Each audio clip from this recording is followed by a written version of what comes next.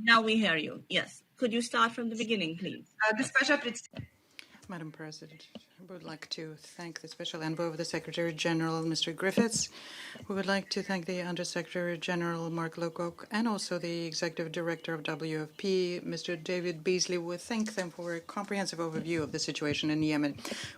We will also listen very carefully to Omar Badakona. We would like to use this opportunity, and through Mr. Beasley, would like to congratulate WFP on their Nobel Peace Prize. We intend to continue supporting WFP work, including their work in Yemen, where they extend humanitarian assistance without discrimination and impartially. We continue monitoring the situation in Yemen, where already for the sixth year running there is an acute internal political conflict, which is accompanied by an unprecedented humanitarian disaster. This is something that requires an immediate reaction by the international community. The civilian infrastructure and the healthcare system in the country are crippled by the long conflict. The people of Yemen are starving. They are unable to receive their basic medication or basic social services. They all need assistance. And this is compounded by the coronavirus pandemic. In this regard, we'd like to say that we value highly the courageous work conducted by the UN humanitarians, and we note with regret that the UN programs on extending basic assistance have to scale down because of insufficient funding. Russia will continue contributing towards assisting the people of Yemen, including assisting through the UN entities, and we call upon donors, including donors in the region, to increase financial support. We would like to recall once again that humanitarian assistance, which Yemen receives from abroad, needs to be provided to everyone without discrimination.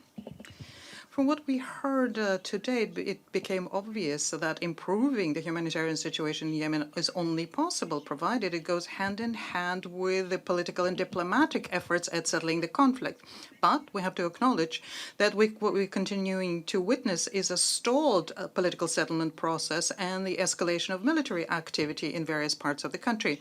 We note with regret that parties still have not yet signed the joint declaration, and implementing agreements, including the Stockholm Agreement, the Hodeidah Agreement, is not yielding the desired result. And this is fraught with a new spiral of violence from which only extremists and terrorists stand to benefit.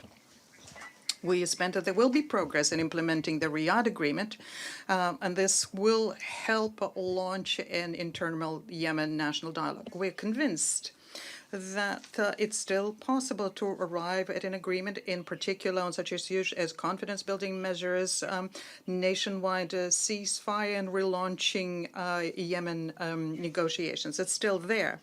And the exchange of prisoners and detainees is a good illustration on that. Conducting such a wide-scale humanitarian operations shows that the Yemeni parties can come up with compromise solutions to their problems and implement them.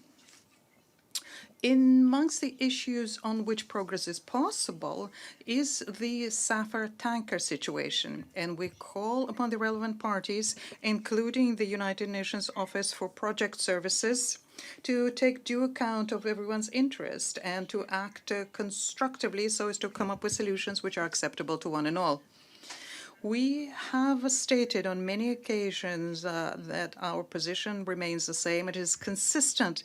We are calling for a negotiated solution to the conflict in Yemen. And in this regard, we would like to reiterate our full support to Martin Griffiths as he works to relaunch the political settlement process, develop confidence-building measures, and making sure there is nationwide ceasefire. The international community is united in their understanding that there is no military solution to the Yemeni conflict.